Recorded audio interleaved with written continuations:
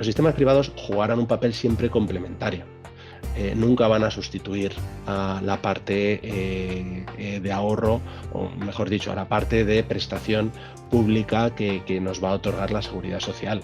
Lo único que estamos abogando es por tener distintas fuentes de ingreso después de la jubilación, complementarlo con ahorro privado, como se hace en la mayoría de los países de nuestro entorno. Bienvenido a School of Pensions, el podcast de Willis Towers Watson sobre educación financiera en materia de pensiones. Bueno, bienvenidos todos a esta nueva edición de School of Pensions. Una de las primeras cuestiones que queremos tratar en esta serie, ¿no?, de podcast es parar y reflexionar, ¿no? ¿Qué está ocurriendo en la previsión en España? Hay mucho ruido, ¿no?, alrededor de la previsión, y recientemente pues todos hemos visto que ha habido hitos importantes, hitos legislativos, y lo que realmente percibimos en las personas y las compañías con las que estamos en contacto es que están un poco perdidas a este respecto, ¿no? Sabemos y percibimos que hay cambios, pero ¿de qué calado son? ¿Van a afectar realmente a mi jubilación? ¿Qué impacto va a tener en mi empresa si estoy reflexionando como responsable de compensación, recursos humanos o financiero? Evidentemente, la previsión está cambiando y además tenemos que tener muy claro que va a tener que seguir cambiando no solo en los próximos años, sino probablemente durante las próximas décadas, ¿no? Dado los importantes desafíos fundamentalmente demográficos que aparecen en el horizonte.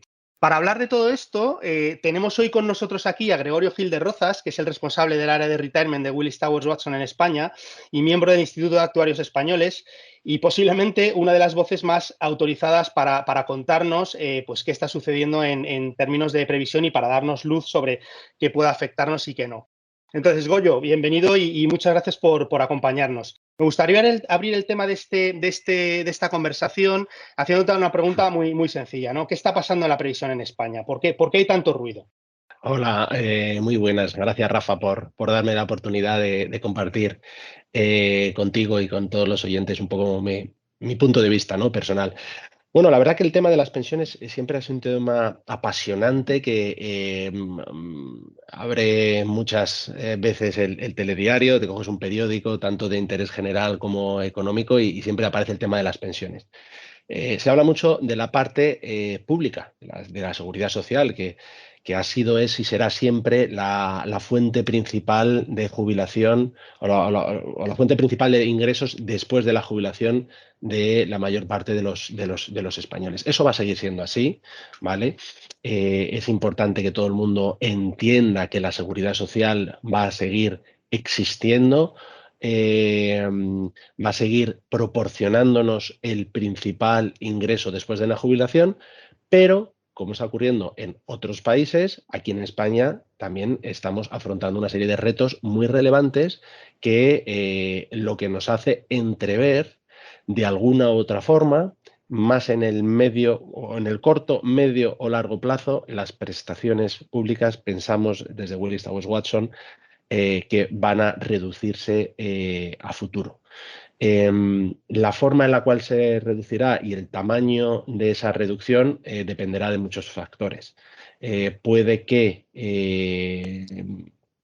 los políticos aquí en España no se terminen de poner de acuerdo en afrontar esa sostenibilidad del sistema público, y la solución nos tenga que venir desde fuera de España, más desde el ámbito de la Unión Europea, pero eso ya ha ocurrido en otros países. Esperamos que no sea esa la circunstancia y que de alguna u otra forma aquí en España, dentro de nuestras fronteras, seamos capaces de ponerle coto a ese problema que tenemos, a esos retos que estamos afrontando. Ya, de hecho, ha habido un movimiento importante con todo el tema de la reedición del Pacto de Toledo. Ya se ha firmado por una amplia mayoría de los partidos políticos, y ahora está la pelota en el tejado de los agentes sociales y del legislador, en este caso bueno, el Ministerio de Inclusión, Seguridad Social y Migraciones. Veremos que son capaces entre ambos de traducir y de transponer, mejor dicho, ese mandato del propio Pacto de Toledo al respecto. Aquí, Goyo, además hay cosas, ocurren dos cosas importantes. Por un lado, diversos organismos como la OCDE o el Banco de España ya están alertando de esta futura menor generosidad de la pensión pública, y adicionalmente, España es un país en el que el peso de la jubilación ha recaído fundamentalmente, efectivamente, en la pensión pública, porque es verdad que históricamente hemos tenido una pensión pública, digamos así, generosa en comparación con otros países. Entonces, cuando hablamos de esta futura menor generosidad, Goyo, ¿a qué nos estamos refiriendo? ¿De qué estamos hablando cuando hablamos de que las futuras pensiones poco tendrán que ver con las actuales? ¿Cómo podríamos cuantificarlo? Bueno, como he mencionado antes, afectará a muchos factores, pero en la última reforma que se hizo del año 2013, que no tuvo el consenso político que se requería y que por tanto este gobierno está bueno, claramente identificado que se tiene que reeditar ese pacto que no existió en su momento y ya cuantificaba de alguna forma esa reducción que me pregunta Rafa. Estamos hablando de que en 30 años las pensiones caerán un 30%. Eso es lo que se traducía no solo de la reforma del año 2013, sino también del efecto combinado con la reforma del año 2011, ¿vale? Yo creo que es una buena regla muy general, ¿vale? Pero que nos vendría bien a todos los que estamos preparando ya la jubilación, por lo menos tener en cuenta que en el futuro las pensiones públicas, pues por necesidad imperiosa de seguir manteniendo esa cobertura amplia y generosa para la gran parte de los españoles, pues tengan que reducirse en torno a ese 30% en los próximos 30 años. ¿Qué ocurre? Que si ya somos conscientes de este factor, desde luego en el Ministerio lo son, y se están poniendo a trabajar también para ver cómo puede en el futuro gestionarse esa caída de prestación de ese 30% vía apoyo, complemento complemento más por la parte privada en este caso. Y se está hablando, pues efectivamente, de la extensión, una expansión de los sistemas, de los sistemas privados. Los sistemas privados jugarán un papel siempre complementario. Nunca van a sustituir a la parte de ahorro, o mejor dicho, a la parte de prestación pública que nos va a otorgar la seguridad social. Entonces, aquí nadie quiere privatizar nada. Lo único que estamos abogando es por tener distintas fuentes de ingreso después de la jubilación. Por un lado, como he dicho antes, la principal, que seguirá siendo incluso con esa reducción futura que hemos tratado de cuantificar para facilitar la comprensión en ese 30%, eso va a seguir siendo el ingreso principal de la gran mayoría de los españoles, pero que en el futuro convendría complementarlo con ahorro privado, como se hace en la mayoría de los países de nuestro entorno. ¿Qué ocurre? Que en España el desarrollo de la previsión social complementaria ha tenido un recorrido menor, en gran parte también porque la cobertura pública siempre ha sido muy, muy alta, muy generosa, pero que en esta situación en la cual estamos a día de hoy y vamos a iniciar incluso una senda de incorporar nuevas generaciones que se van a jubilar, todo el famoso baby boom que hablamos, que en los próximos años inmediatos, es decir, podemos estar hablando el 2023, 2024, se van a incorporar grandes cohortes de jubilados nuevos, pues va a generar también un incremento sustancial también del coste, que por cierto llevamos durante 9 años, 10 ya a cierre del 2020 con un déficit que desde luego tenemos que reducir y extinguir para hacer un sistema sostenible y con garantías de perdurar en el futuro. Volviendo, Goyo, a la pensión, al ámbito de la pensión pública. El año pasado, a finales de año, pues el Pacto de Toledo parece que alcanzó un consenso mínimo, donde se emitieron una serie de recomendaciones, ¿no? ¿Qué puede ocurrir en el corto y medio plazo con la pensión pública? ¿Qué podemos esperar un poco de manera más inmediata?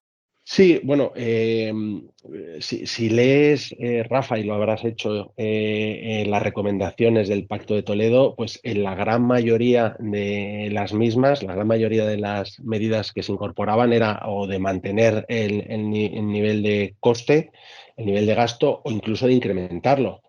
Quizá el punto crítico de mayor incremento de coste que va a garantizar una suficiencia de las prestaciones es la revalorización de las mismas. Se está hablando de que se van a ligar directamente a la evolución de la inflación.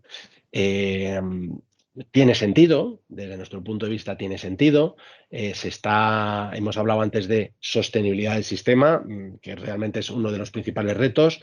Hemos hablado de la suficiencia, ahora que lo estamos hablando para ligar esos incrementos de pensiones a la inflación futura, pero en ese entorno, cuando estamos hablando de tratar de hacer sostenible el sistema, sí que hablamos que en el medio plazo es muy posible que tengamos que reducir las mismas.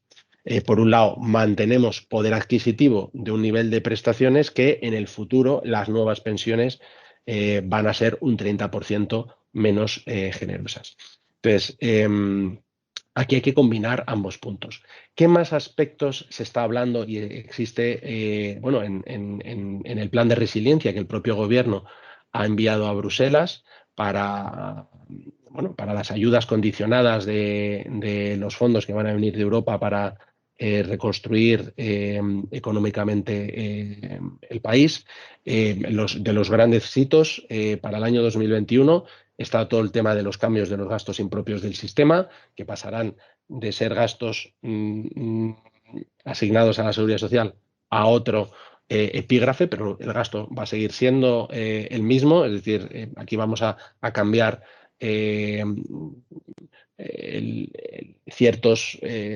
dónde se contabilizan ciertos gastos, pero el gasto va a seguir siendo el mismo, no estarán asignados a la seguridad social, pero el gasto seguirá, o sea, no es una medida de ahorro directo. El propio gobierno también, como segunda medida, sí que se ha marcado desarrollar los planes de previsión social complementaria, incluso habla del superfondo público, que luego comentaremos. El tema de la regularización de las pensiones, que he comentado antes. También se está trabajando ya en recalibrar los coeficientes reductores de la pensión en caso de jubilación anticipada o los coeficientes que se incrementa en caso de la jubilación demorada. Incluso aquí en este punto todo el tema de la jubilación obligatoria va a tener un juego muy, muy relevante. Y luego la cotización por ingresos reales de los autónomos. Esos 5 puntos son las prioridades del gobierno para el año 2021. Incluso si me hablas ya del año 2022, te citaría los 3 que ya han mencionado, que sería rediseñar el factor de sostenibilidad. Se incorporará un factor de equidad intergeneracional. Perfecto. Segundo punto sería el periodo de cómputo. Vamos a estar hablando de 25 años. O sea, de 35 años considerando los 25 mejores, de 35 años considerando lo que toque, no solo los mejores, o incluso también el destope de las bases máximas para incrementar los ingresos por cotizaciones y cómo jugará en relación con la pensión máxima. Quizás esos son los puntos, Rafa, que te podría definir no solo de la parte pública, sino de las principales áreas de actuación del gobierno en los próximos años. Sí que tenemos en el horizonte posibles cambios que evidentemente tenemos que seguir monitorizando. Y además uno de los problemas, Goyo, con todo este tema es que la legislación sobre seguridad social en general es muy árida para el ciudadano. Cuesta entenderla y cuesta realmente traducirla en cómo te va a impactar, ¿no? Y además, siempre hemos pensado, y nosotros lo Destacamos desde aquí que creemos que la información es escasa, ¿no? Es algo que intentamos paliar, sobre lo que advertimos y donde nos involucramos para que, bueno, pues que la sociedad de alguna manera tenga la información lo más clara posible y pueda tomar decisiones. ¿Qué se puede hacer a este respecto, Goyo? ¿Por qué está ocurriendo esto, esta escasa información? Sí, aquí hay un punto relevante y es efectivamente calcularse uno mismo la pensión de seguridad social es difícil. Nosotros lo estamos viendo en el día a día. Muchos de los clientes nos preguntan dentro de la planificación de la jubilación de sus propios empleados. Uno de los servicios que más estamos prestando es ayudar solo al cálculo de la jubilación de la seguridad social. ¿Qué te va a dar la seguridad social? Ya optimizarlo ya es incluso ya para nota, ¿no? Es decir, si me voy a jubilar 6 meses antes, 6 meses después, un año antes, un año después, eso tiene un impacto directo en la pensión, que recordemos es de forma vitalicia, es decir, vas a estar cobrándola durante 20, 25, 30 años. ¿Vale? Entonces es muy importante tener ese conocimiento. El gobierno, el anterior gobierno, se comprometió a enviarnos a todos una carta con el famoso sobre naranja, en el cual nos iban a enviar una estimación de la prestación pública por seguridad social. Esa nunca llegó a enviarse, eso nos hubiese ayudado a todos a planificar mejor nuestra jubilación. Lo que sí va a ocurrir, curiosamente, es que aquellos empleados que estén en un plan de pensiones de empleo, que no son muchos, no son más de 2 millones de partícipes a día de hoy, por normativa europea sí van a recibir una estimación de la pensión o de la prestación, mejor dicho, que pueden recibir en el momento en el que se jubilen a través de lo que se haya acumulado en ese plan de pensiones de empleo. Es decir, va a haber un colectivo muy reducido de 2 millones de ciudadanos españoles, partícipes de esos planes, que sí van a recibir una primera estimación.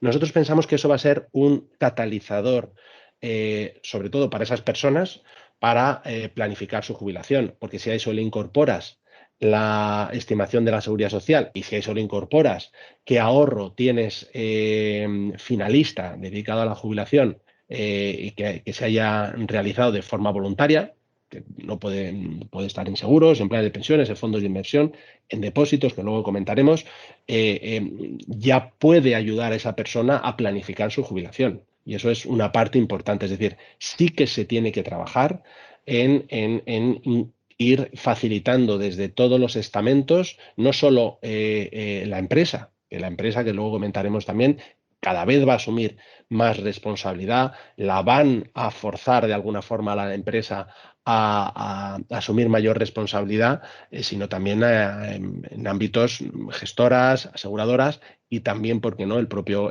Estado nos tiene que dar esa información lo antes posible. Estamos hablando, Goyo, de pensión pública, ¿no? Que, como bien decías, es y seguirá siendo el primer pilar de la previsión, ¿no? Pero ¿qué está pasando realmente en la parte de previsión complementaria que tan necesaria va a ser en el futuro, ¿no? En este segundo pilar, que es la previsión en la empresa, y también en el tercer pilar, que es el ahorro individual. La pregunta fundamental es, ¿tienen estos pilares la capacidad para complementar esa futura pensión pública que va a ser algo menos generosa o notablemente menos generosa? Bueno, pues a día de hoy el desarrollo de la previsión social complementaria en España ha tenido un alcance muy limitado. Es un modelo que desde mi punto de vista está extenuado. Ya no va a dar mucho más de sí, entonces necesita un impulso decidido, que parece que es lo que quiere hacer el gobierno actual, principalmente liderado por el señor Escrivá, el ministro de Seguridad Social. Claramente le ha puesto foco en revitalizar la previsión social complementaria. Curiosamente, la primera medida que ha tomado ha sido desincentivar de alguna forma el tercer pilar, es decir, el ahorro individual. Ha reducido los niveles de aportación de los 8.000 a los 2.000 euros, con un compromiso de incrementar sobremanera todo lo que es la previsión a través de la empresa. Si me permites, a día de hoy, ¿cuánto dinero tenemos ahorrado los españoles?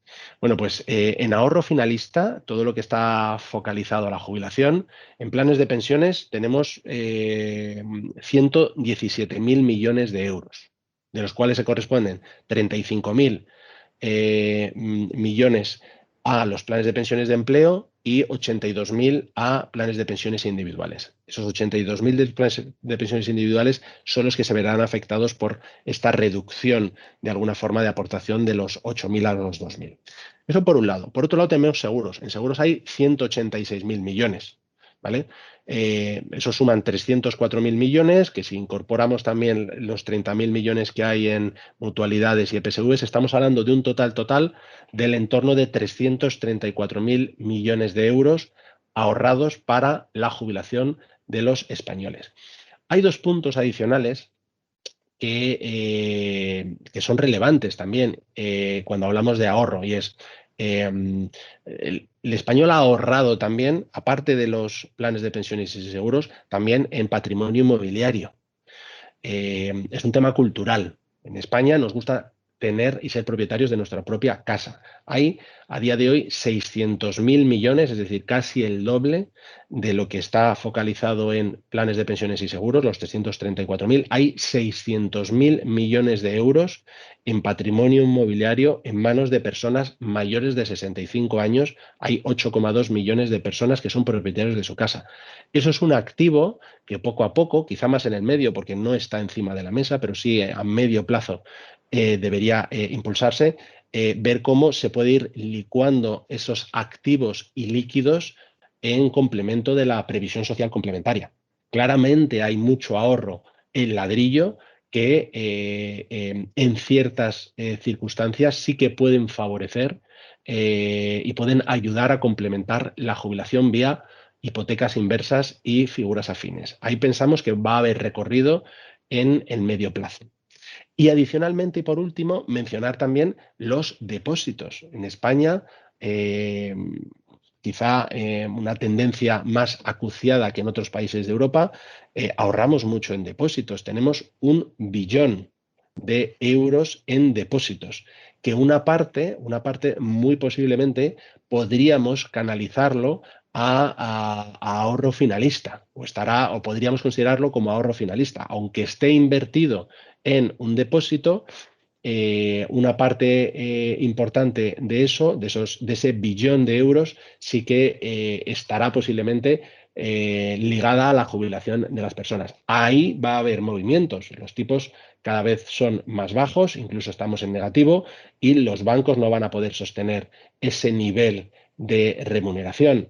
De hecho, hay un movimiento claro de tratar de pasar esos depósitos a fondos de inversión, de alguna forma, no tanto a seguros o planes de pensiones, que en busca de un poquito más de rentabilidad, teniendo en cuenta que los tipos son o cero o negativos, está empezando a ver en los depósitos. Entonces, esas dos fuentes adicionales de ahorro, depósitos e inmobiliario, en cierta manera también estarán o van a estar condicionados o nos van a ayudar, mejor dicho, para financiar nuestra propia jubilación. Aquí, Goyo, lo que comentas es, efectivamente, y además vemos un reto importante, es que el gobierno está apostando por la previsión en la empresa, digamos así, dentro de lo que es la previsión complementaria, pero nos viene un desafío importante a la cabeza, y es que, digamos así, que la previsión individual ha quedado relativamente descafeinada al haber reducido el límite de aportación anual de 8.000 a 2.000 euros y sin embargo se está poniendo la carne del asador en el segundo pilar, pero el segundo pilar, la previsión en la empresa, a día de hoy alcanza a muy pocos trabajadores. Hablabas de que apenas llegaba a 2 millones de trabajadores, cuando la fuerza laboral en España pues debe rondar los 18 o 20 millones de trabajadores. ¿Cómo se va a enfocar este desafío, ¿no? De alguna manera de que pues este segundo pilar pueda alcanzar a todos los trabajadores y nadie se quede, digamos así, sin posibilidades de oye, o incentivos para ahorrar para su jubilación? Sí, es un movimiento pendular, si lo analizas, es decir, ahora mismo va a pasar la prioridad al ámbito de empresa, o por lo menos es nuestra visión, es decir, no va a ser tanto el ahorro individual voluntario que cada uno de nosotros podamos hacer, sino que se pretende que el ahorro principal resida en la empresa, es decir, o lo protagonice, lo incentive la empresa. Una parte sí que tiene mucho sentido. ¿Por qué? Porque a todos los españoles cada vez nos preocupa más la jubilación, cada vez le estamos dedicando más foco, más atención. Nos queda mucho camino por recorrer, eso es verdad, pero al ser una preocupación, las empresas están empezando, y quizá todavía las grandes, todavía está en ese nivel, más las grandes, están empezando a entender que es un problema para los ciudadanos y, por tanto, para sus propios empleados, y las empresas están empezando a dar soluciones. Soluciones que van desde te cuento qué te va a dar la seguridad social, te cuento qué expectativas hay de la seguridad social y te ayudo a planificar tu propia jubilación. A la empresa también le interesa, desde el punto de vista de gestión de personas, que sus empleados, cuando lleguen a edades cercanas a la jubilación, por lo menos tengan la información suficiente y tengan el ahorro necesario creado por todas las vías posibles para que ese tránsito de la vida activa a la vida jubilada o pensionista sea lo más pacífico posible para ambas partes. Y son las empresas las que en la propuesta de valor a los empleados, a los directivos, cuando los quieran atraer, cuando les quieran retener, tendrán que ir incorporando cada vez más todo lo relativo a previsión social complementaria. Eso lo estamos viendo clarísimamente. Y con el último movimiento de desincentivo al tercer pilar, al ahorro individual, y el foco se le está poniendo en el segundo pilar, en el ámbito de la empresa, cada vez va a cobrar mayor protagonismo ese ahorro a nivel empresa y esa demanda por parte de los propios empleados para que así sea. Tiene ventajas también para el propio empleado, y es bueno, si es a través de planes de pensiones de empleo, hay una comisión de control que va a velar por el correcto desenvolvimiento del plan, y hay una capa de seguridad y de control para que todo funcione bien. Y en segundo lugar, los costes que esa previsión social complementaria del ámbito de empresa tiene o conlleva son menores que los individuales, es decir, ya hay una rentabilidad neta superior para el propio partícipe en ese ahorro a nivel empresa. Existe, además, Goyo, lo que podríamos llamar, digámoslo así, el cuarto pilar de la previsión, ¿no? Que son soluciones novedosas o innovadoras que están emergiendo, que tienen especial aceptación entre la gente más joven y que además pueden ayudar a resolver otras necesidades, ¿no? Tanto de ahorro como de desahorro, ¿no? De desacumulación, digámoslo así. ¿Qué está pasando un poco en este pilar? Sí, hemos hablado del primero, el segundo, del tercero, y como bien dices, existe el cuarto, incluso a veces quinto. Por el cuarto se puede incorporar todas las acciones más disruptivas que estamos viendo en cuestión de ahorro ligada a la jubilación. Quizá yo me atrevería a mencionar dos, que es toda la parte de hipotecas inversas y figuras afines. Ahí poco a poco en España se va a ir desarrollando. A día de hoy es un mercado muy limitado. Tanto los bancos como las aseguradoras tienen un miedo reputacional a comercializarlas. Desde nuestro punto de vista es un tema gestionable, es decir, hemos dicho que las tensiones que está teniendo el primer pilar va a generar que una parte importante de ese ahorro en patrimonio inmobiliario, recordemos esos 600.000 millones, sean necesariamente utilizados para favorecer y complementar la previsión social complementaria, y eso es algo que se tiene que desarrollar más. Ahí sí que percibimos una voluntad política importante por poner a trabajar esos 600.000 millones y transformarlo en previsión social complementaria. Llevará su tiempo, hay que resolver el tema de riesgo reputacional, que ahí los actuarios en un momento dado van a jugar un papel relevante como profesión y asesor independiente, y la financiación de esas hipotecas inversas y figuras afines en un momento dado también habrá que impulsar. Eso pensamos que va a ser un área de desarrollo importante también en los próximos años. Y el segundo punto del cuarto pilar quizás es toda la parte de ahorro por consumo, es decir, esas microaportaciones que de alguna forma cuando estamos consumiendo, cuando estamos yendo a una tienda a comprar y esa tienda está adherida a algún sistema de ahorro por consumo, automáticamente, según estás consumiendo, estás ahorrando. Tú gastas 100 euros en una compra de ropa o de un electrodoméstico y un 3-4% lo que esté acordado va directamente a ahorro tuyo. Esos 3, 4 iría a un ahorro individual, en este caso a través de ahorro por consumo. Esto es una figura que está desarrollándose poco a poco aquí en España, que en otros países como en México, como en Perú, ya está incorporado incluso en la normativa legal. Se está hablando incluso de favorecer la inclusión también en la normativa española y que poco a poco será otra fuente de financiación.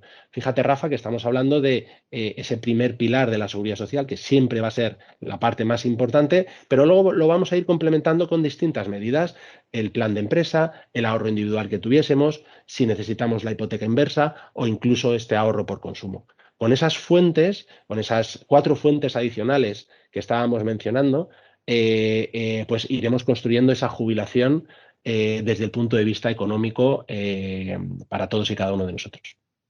Claro, claro que sí, todo suma, por supuesto, y efectivamente en este entorno, pues oye, sin perder de vista que la seguridad social siempre va a ser pues ese primer pilar, todo lo que podamos hacer con antelación y con organización durante nuestra vida laboral para tener una jubilación tranquila, pues efectivamente nos ayudará, ¿no? Un poco a modo de conclusión, Goyo, y aprovechando tu profundo conocimiento de la previsión y tu perspectiva 360 de todo esto, ¿qué consejos podrías transmitir a todos aquellos que nos escuchan para que tengan un breve resumen de qué está pasando y de qué deben hacer para, oye, pues tener ese futuro tranquilo al que todos aspiramos? Pues sí, yo me aventuraría a dar un consejo, que es por lo menos dedicarle media hora al año, no creo que sea mucho más, por lo menos empezar así, para planificar la propia jubilación. Es decir, la gente no dedica nada de tiempo a hablar de la jubilación.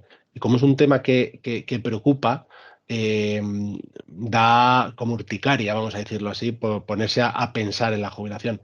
No es más que poner en orden, de alguna forma, cierta información que obre en poder de cada uno, es decir, oye, qué carrera profesional yo voy a tener, o qué proyecto, o cómo proyecto que va a evolucionar de aquí hasta que me jubila a los 65 años.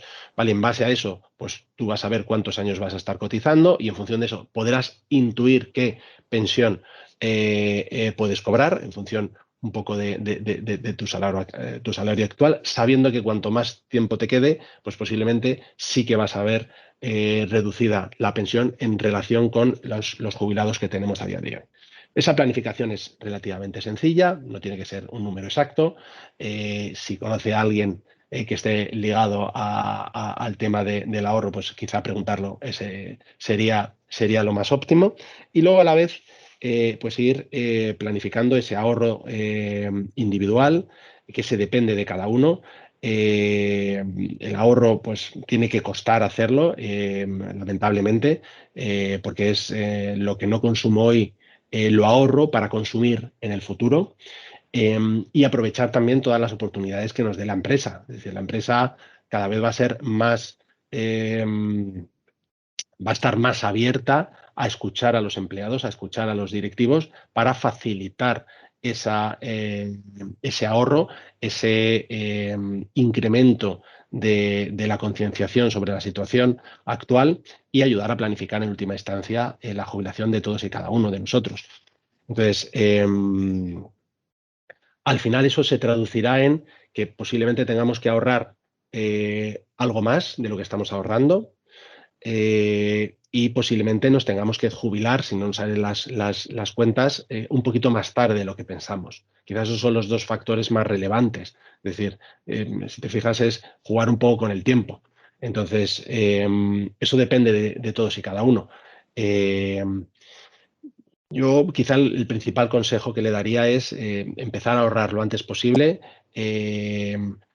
tratar de ahorrar lo máximo, poner a trabajar la capitalización compuesta, es decir, que se reinviertan todos los dividendos y toda la rentabilidad que vayamos consiguiendo en los productos de ahorro finalista, los destinados a la jubilación, para que empiece a funcionar esa rentabilidad y cuando hayan pasado 20, 15, 30 años, la prestación, el fondo acumulado que se haya podido generar, pues no solo haya sido las aportaciones que hayamos hecho nosotros o las aportaciones que haya podido hacer la empresa, sino toda esa rentabilidad que se ha generado, que muchas veces vemos que en esas proyecciones que hacemos los actuarios, la rentabilidad puede tener un peso superior al 50%, es decir, más de la mitad de la prestación se genera por la propia rentabilidad, por esa capitalización compuesta. Entonces, hay que ponerla a funcionar lo antes posible.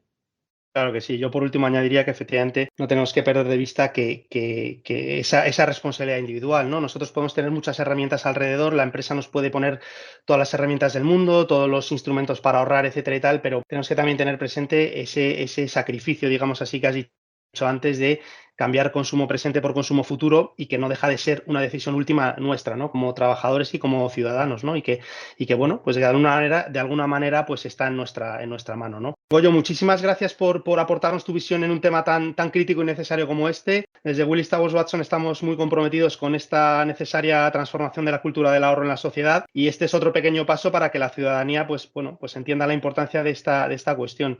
Muchísimas gracias por estar con nosotros y esperamos verte de nuevo pronto en esta iniciativa. Seguro que sí. Muchísimas gracias a ti, Rafa. Un fuerte abrazo. Gracias a los oyentes también. Muchas gracias y hasta la próxima. Gracias por escuchar School of Pensions. Recuerda que puedes encontrar más contenido sobre jubilación en nuestro blog Willis Towers Watson Update y en nuestro canal de LinkedIn y Twitter de Willis Towers Watson Iberia. Accede ya y súmate a la cultura del ahorro.